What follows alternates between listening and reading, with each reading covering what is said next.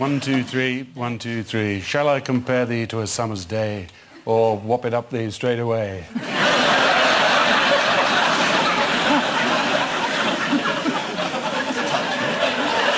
rhymes. All that training. Oh, yes, I've done... Oh, God, I've done the classics, yes.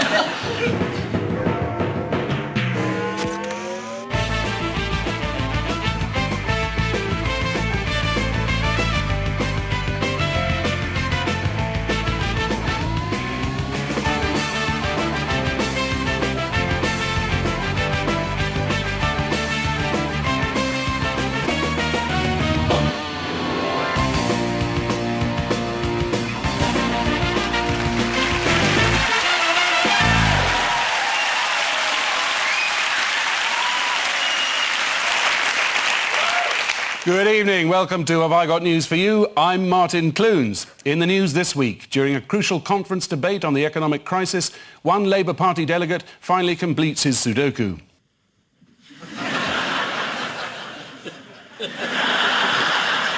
In a keynote speech, Gordon Brown assures party members that Peter Mandelson has a plan that will win Labour the next election.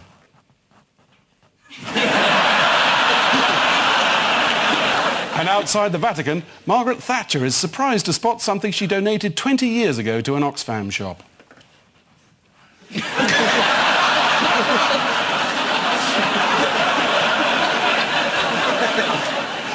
On Ian Hislop's team tonight, a TV reviewer and broadcaster who's described himself as no current affairs expert. So I don't know why he's appearing on this show. Oh yeah, he's got a book out. Please welcome Charlie Brooker.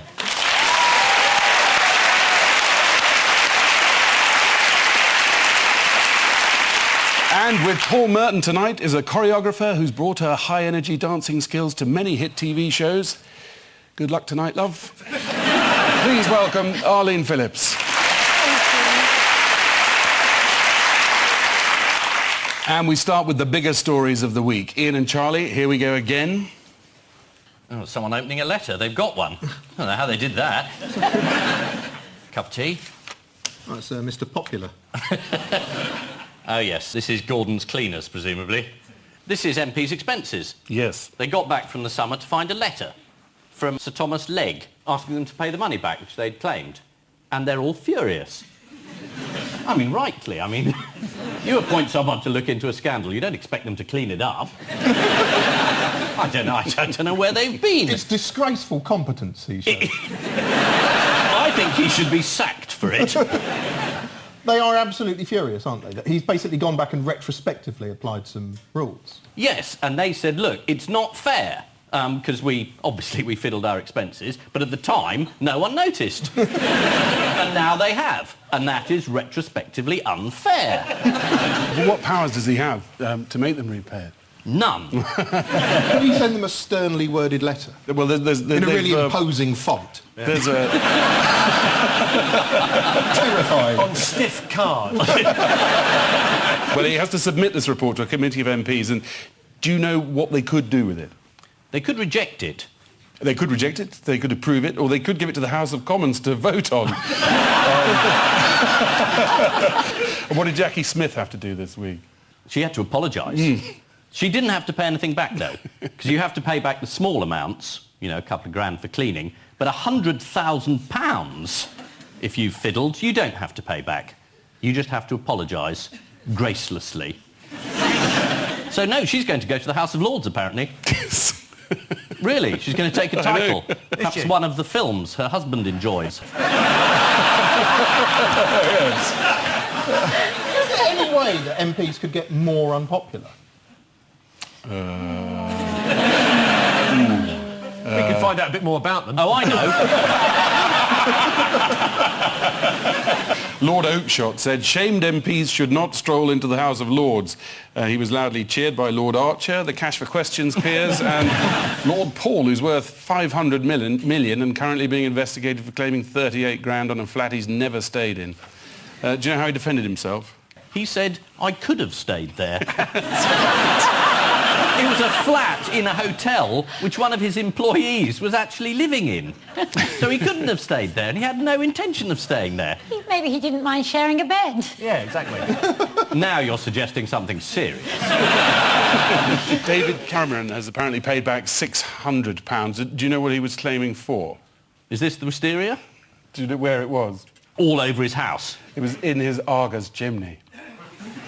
He's the man of the people, isn't he? He's got wisteria growing up a chimney. Up his Argos chimney. Up his arms chimney. I'm surprised he can walk straight. So what else has been in the news lately? Oh, the fire sale. Everything's for sale. Oh, that. You mean yeah. the deficit reduction plan? Yeah, everything. the big jumble sale. Yes. Everything must go. But they're selling a bookmakers. I didn't know there was a state-owned bookmakers. Is there? Am I right in thinking the Royal Mint is up for couldn't- sale? Yes. This is just desperate. He announced it because he couldn't think of anything else. The Tories came up with a plan to save money, i.e. you all work another year, which I'm sure was very popular amongst everyone, and he needed an immediate fire sale. So he said, what have we got? We'll sell off the Dartford Crossing, the Duke of Edinburgh. I may have made that up. Are going to be torn down and turned into flats? Is that what I've heard? Well, they're hoping to raise £16 billion to pay off. Do you know how much the debt is, according to the Scotsman? That's the newspaper, not the Prime Minister. It's nearly $1 trillion.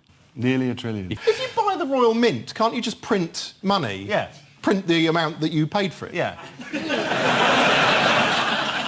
Why aren't you Chancellor? I've asked myself that many a time. What if a mad oligarch buys it and, like, puts photos of his dogs on all the banknotes or something? Or issues coins made of butter? Have they looked into these possibilities? Well, the possibility that somebody might buy the mint and issue coins made out of butter. Yeah. It's the sort of thing they don't think of, and then Yeah. 5 years later, we're all looking stupid. It's been the party conference season. Peter Mandelson was never off the telly. Let's have a look at his most cringeworthy speech section. And yes, we do start that fight as underdogs. But conference, let me say this. If I can come back, we can come back. I love the subtext of that. If I can recover from a, dodgy mortgage problem with a loan that wasn't quite declared, why not apply that nationally? Have a look at them during Alistair Darling's speech. See how that went down. The people who led the way in stopping the recession, turning into global depression, were our government and our Prime Minister, Gordon Brown.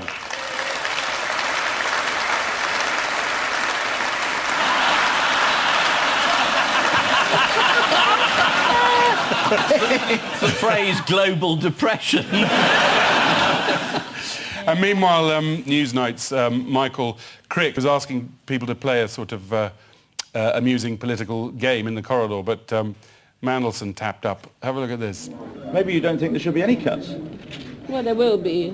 I couldn't come back and do it later after I've addressed the Social Market Foundation and Progress Organisation on the future relationship between the state and market.